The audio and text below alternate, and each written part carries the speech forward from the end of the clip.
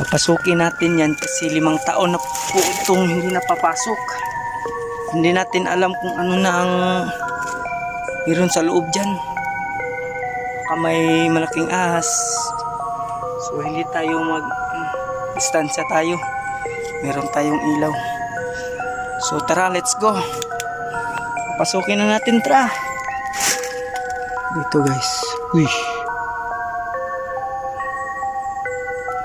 Ang ganda po. Yan. Ganda po yan.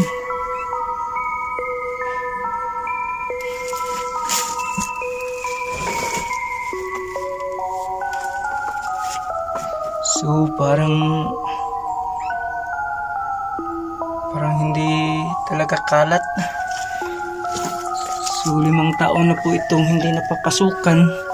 At tignan natin yung